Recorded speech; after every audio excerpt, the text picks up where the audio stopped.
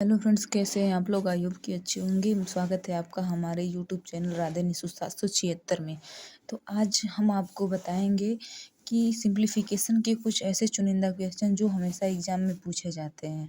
तो चलिए फ्रेंड्स, कुछ क्वेश्चन बताते हैं। जैसे सबसे पहला क्वेश्चन है, सबसे पहले एक नोट बता देते हैं। अगर दो सम संख्या है तो उसको जोड़ेंगे तो हमेशा सम होगा। दो विषम संख्या उसको जोड़ेंगे तो सम ही निकलेगा। और एक सम संख्या और एक विषम संख्या है तो हमेशा उन दोनों को जोड़ने पर विषम संख्या ही होगा। तो उसी तरह से एक क्वेश्चन है, 1 2 3 4 5 6 7 11 एंड 13 आर कार्ड, मतलब इसे क्या कहा, ये कौन सी संख्या है? तो ये प्राकृतिक संख्या है। ठीक उसी प्रकार से निम्नलिखित में से कौन सी संख्या सबसे छोटी भाज्य संख्या है? ये क्वेश्चन बार बार परीक्षा में पूछा जाता है। तो सबसे छोटी भाज्य संख्या 4 होती है। प्रथम भाज्य संख्या किसे कहते हैं? तो जो सबसे प्रथम भाज्य संख्या है वो 2 है। 2 से स्टार्ट होता है, 2 3 5 7। ठीक उसी प्रकार से ये अगला क्वेश्चन है, जैसे निम्नलिखित में से कौन सा कथन सत्य है? पहला है, एक अभाज्य संख्या है, एक भाज्य संख्या है, एक भाज्य और अभाज्य दोनों संख्या है, एक न तो भाज्य संख्या और ना ही अभाज्य संख्या है। फ्रेंड्स, हम बता दें कि एक जो है वो न तो भाज्य है ना ही अभाज्य संख्या है। ये आंसर होगा। ये क्वेश्चन कई बार कॉम्पिटिटिव एग्जाम में पूछा गया है। उसी प्रकार से एक अगला क्वेश्चन है, निम्नलिखित में से कौन सा कथन सत्य है?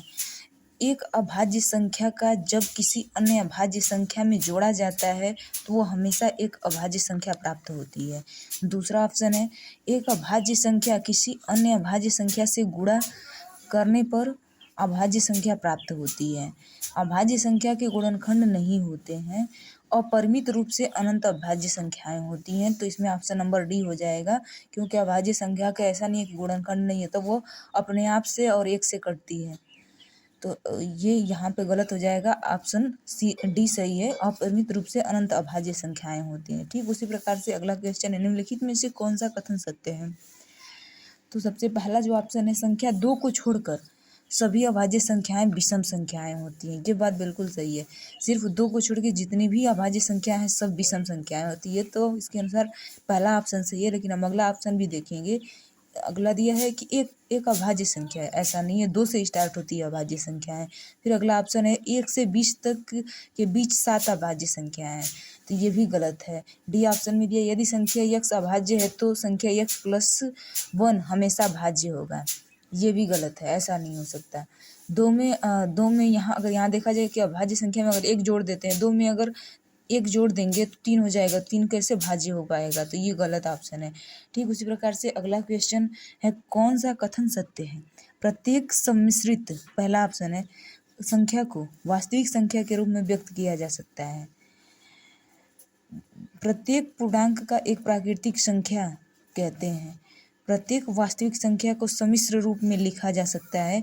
प्रत्येक वास्तविक संख्या का एक पूर्णांक होता है। तो इसमें जो ऑप्शन होगा वो ऑप्शन सी होगा। प्रत्येक वास्तविक संख्याओं को सम्मिश्र रूप में लिखा जा सकता है। ठीक उसी प्रकार से लास्ट क्वेश्चन है, विषम तथा सम संख्याओं का योग सदैव क्या होता है?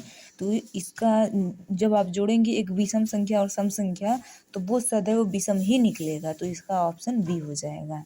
ठीक है फ्रेंड्स, तो वीडियो अच्छा लगे तो लाइक, सब्सक्राइब एंड शेयर जरूर कीजिए और कमेंट में बताइएगा कि आपको ये वीडियो कैसी लगी। धन्यवाद।